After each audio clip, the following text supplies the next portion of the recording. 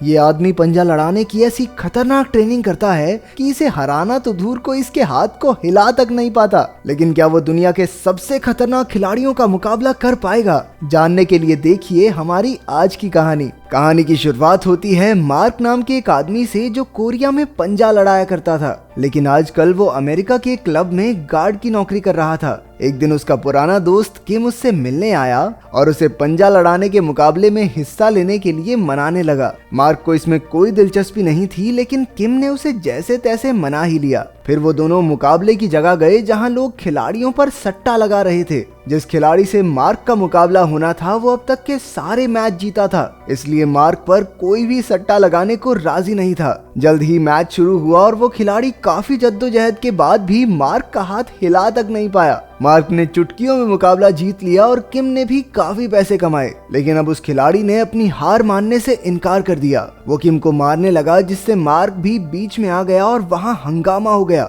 लड़ाई की वजह से उसे नौकरी से भी हाथ धोना पड़ा। फिर एक हफ्ते बाद उसे एक दुकान में सिक्योरिटी गार्ड की नौकरी मिली। उसकी आम सी जिंदगी चल रही थी, लेकिन कई बार उसे घर की काफी याद आती थी। फिर एक दिन उसे किम ने फोन करके कोरिया आने को कहा। वहाँ पर एक पंजा लड़ाने का मुकाबला हो रहा था, जिसके विजेता को विदेशों में खेलने का मौका मिलेगा। मार्क ने अपने पुराने मेडल्स को देखा और एक बार फिर अपने पुराने सपने को पूरा करने का फैसला किया। जब मार्क कोरिया पहुंचा तो किम उसे लेने आया और दोनों ने खाना खाते हुए काम की बात की। किम उसका एजेंट बनके उसका बिजनेस संभालना चाहता था। उसे मार्क पर पूरा भरोसा था। उसका प्लान था मार्क को खिलाड़ी बनाकर उस पे पैसे लगाकर सट्टे से माला माल हो जाने का। इसके बाद दोनों ने पूरा दिन शहर घूमा। रात को वो एक क्लब में गए, लेकिन मार्क तो वहाँ भी साइड में खड़ा होकर रखवाली करने लगा। फिर होटल लौटते हुए किम ने उससे पूछा कि क्या उसने कभी अपनी असली माँ को ढूंढने की कोशिश की है। असल में मार्क को बचपन में ही उसकी माँ ने एक अनाथ आश्रम में छोड़ दिया था। इस पर मार्क ने कहा,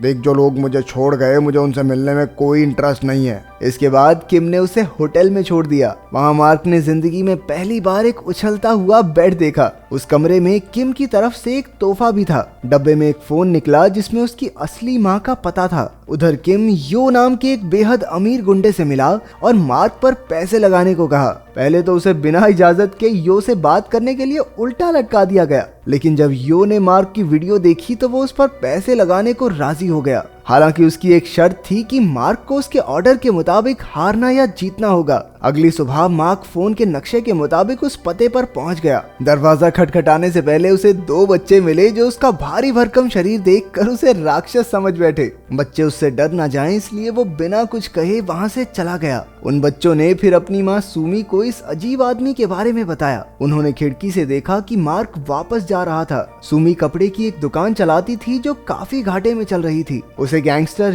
यो के भी काफी पैसे लौटाने थे, जो उसे बार बार परेशान करने पहुंच जाता था। उस दिन सुमी ने मार्क और यो को मॉल के क्लब में साथ जाते देखा। असल में किम मार्क को यो से मिलाने लाया था। वहीं हम अमीर बाप की एक बिगड़ी औलाद चैंग को भी देखते हैं। वो यो का साथी था और सट्टेबाजी में सबसे ज्यादा पैसे लगाता था। फिर मार्क ने एक हट्टे कट्टे आदमी को हराकर अपना हुनर दिखाया। इसी वजह से मार्क और किम को एक 5 स्टार होटल में आलीशान कमरा मिल गया। तभी किम को यो का मैसेज आया कि मार्क को कल पहले मैच में जीतना होगा, लेकिन दूसरे मैच में हारना होगा। अब किम को डर था कि मार्क इसके लिए मानेगा नहीं। वो दोनों खाना खाने गए तो किम ने उसे दूसरे मैच में हारने को कहा। हालांकि मार्क तो बिना किसी दिक्कत के मान गया। अगली सुबह सुमी बच्चों को स्कूल के लिए तैयार कर रही थी। उसके बेटे जो को डर था कि राक्षस फिर से आ जाएगा, लेकिन सुमी ने कहा कि शायद वो मार्क को जानती है। जब बच्चे चले गए तो उसने पुरानी तस्वीरें निकाल कर देखा कि मार्क की उसकी माँ के साथ एक तस्वीर थी। वहाँ बच्चों ने मार्क को बाहर देख लिया और जो ने तो उसे पुलिस बुलाने की धमकी भी दे दी।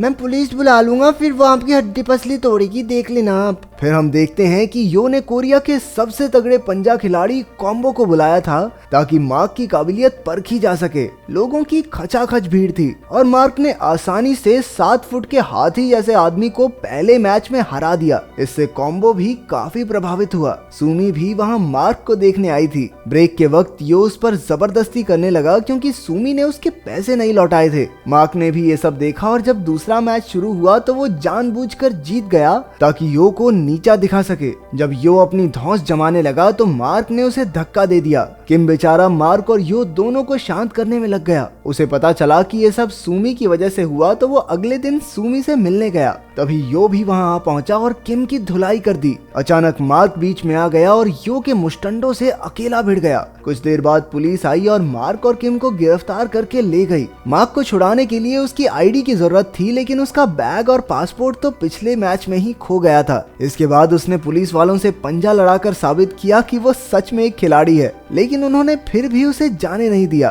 तभी सुमी वहां पहुंची। न जाने कैसे उसे मार्क का पासपोर्ट मिल गया था। तब पता चला कि सुमी मार्क की सौतेली बहन है और उसकी माँ दरअसल 1 साल पहले गुजर गई थी। ये सुनकर मार्क का दिल टूट गया। बच्चों ने भी उसे घर आकर रहने को कहा। मामू मामू हमारे साथ घर चलो ना मामू। सुमी की बेटी जून ही उससे खेलती थी और बेटा जून हुआंग उससे काफी बातें करता। वहीं घर के बाहर कुछ आवारा लड़के सिगरेट पी रहे थे। सुमी के मना करने के बाद भी वो नहीं गए, लेकिन जैसे ही मार्क उनके सामने आया तो सब दुम दबाकर भाग गए। अगले दिन यो के आदमी सुमी से पैसे वसूलने आए। उसी वक्त मार्क घर से जा रहा था ताकि वो सुमी पर बोझ न बने। उसने गुंडों को भी भगा दिया, लेकिन फिर उसने वहीं रुकने का फैसला किया। अगले कुछ दिन तक पूरे परिवार ने मिलकर बढ़िया खाना खाया, घूमे फिरे और मजे किए। सुमी के लिए काम के साथ बच्चे संभालना काफी मुश्किल था। उसका पूरा घर कपड़ों से भरा हुआ था। एक दिन उसने घर आकर देखा कि सब कुछ एकदम साफ हो चुका है। ऊपर से मार्क बच्चों की देखभाल भी बहुत अच्छे से करता था। दूसरी ओर किम गरीबी के दिन काट रहा था।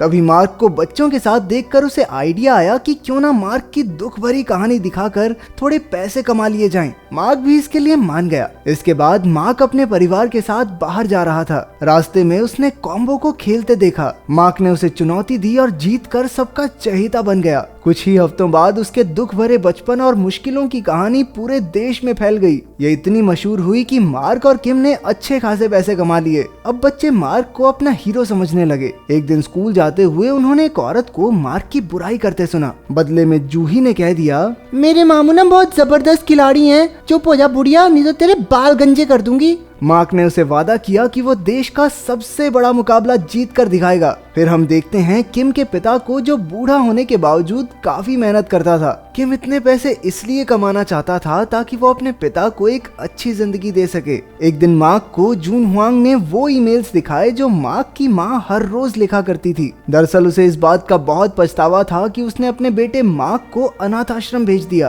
पूरी जिंदगी वो बेचारी ईमेल्स लिखती रही, लेकिन वो पता मार्क का था ही नहीं। उसने लिखा था कि जब मार्क उनके साथ था तो जिंदगी बेहद मुश्किल थी। उनके पास मार्क को खिलाने तक के पैसे नहीं थे और वो चाहती थी कि उसका बेटा एक अच्छी जिंदगी जिए, इसलिए उसने दिल पर पत्थर रखकर उसे अनाथ आश्रम भेज दिया। मरने से पहले भी उसकी आखिरी इच्छा यही थी कि मार्क से मिलकर उससे माफी मांग सके। मार्क को ये भी पता चला कि सुमी उसकी सौतेली बहन नहीं है। जब सुमी के माँ बाप मर गए तो मार्क की माँ ने उसे संभाला। ये खबर सुनकर मार्क दंग रह गया और उसे सुमी पर गुस्सा भी आया। कुछ दिन बाद वो सब उसकी माँ की कब्र पर जा रहे थे। रास्ते में मार्क ने सुमी को झूठ बोलने के लिए काफी बुरा भला कहा। उसने अब वापस अमेरिका जाने का फैसला कर लिया था। तभी किम ने उसे रोकने की कोशिश की, क्योंकि मुकाबले एक हफ्ते में शुरू होने वाले थे। लेकिन मार्क ने उसे भी गुस्से में कह दिया, अरे ओ तू तो चुप हो जा, मेरे टैलेंट का इस्तेमाल करके बस पैसे कमाना चाहता है तू। उधर कॉम्बो जोरों शोरों से मुकाबले की तैयारी में लगा था। गैंगस्टर यो ने भी केन नाम के एक मुस्टंडे को तैयार किया था।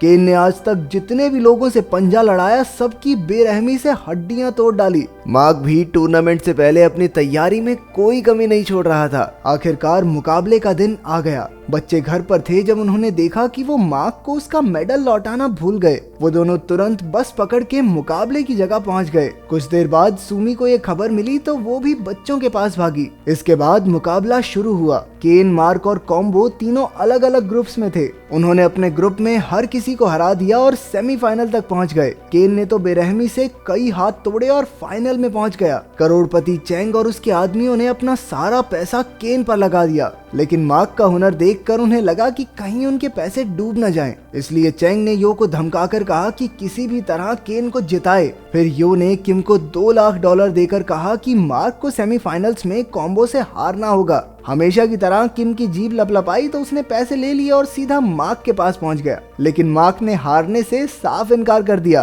किम ने कहा कि इन पैसों से उसकी पूरी जिंदगी बदल सकती है, लेकिन मार्क के लिए अपनी भांजी से किया हुआ वादा कहीं बढ़कर था। आखिरकार उसने कॉम्बो से टक्कर का मुकाबला किया और जीत गया। वहीं ब्रेक के समय यो ने किम को पकड़कर उसकी हड्डियों को थोड़ा ब्रेक किया, लेकिन उन गुंडों को मार्क ने एक एक करके धूल चटा दी। अब किम ने भी पैसों का लालच छोड़ दिया और उसने मार्क को जी जान लगाकर जीतने का हौसला दिया। ना ना और ले ले पैसे। अब शुरू हुआ आखिरी मुकाबला, जिसे देखने के लिए सबकी सांस अटकी हुई थी। तभी केन ने चीटिंग की, जिससे मार्क का हाथ फिसल गया। उसने मार्क का अंगूठा काफी जोर से खींचकर उसे चोट पहुंचाने की कोशिश की। अब केन किसी भी पल जीतने ही वाला था कि मार्क की नजर अपने भांजे और भांजी पर पड़ी, जो उम्मीद भरी निगाहों से उसे देख रहे थे। अचानक बच्चों के मामा में नया जोश भर गया और उसने एक ही झटके में केन को हरा दिया। आखिरकार मार्क ने टीवी पर कहा कि वो अपनी माँ से बेहद प्यार करता है। उसकी जीत से वहाँ मौजूद हर इंसान की आंखों में आंसू थे। तो अगर तुम्हें मौका मिले तो तुम कौन से खेल के स्टार बनना चाहोगे? कमेंट्स में जरूर बताना। मिलते हैं अगली वीडियो में।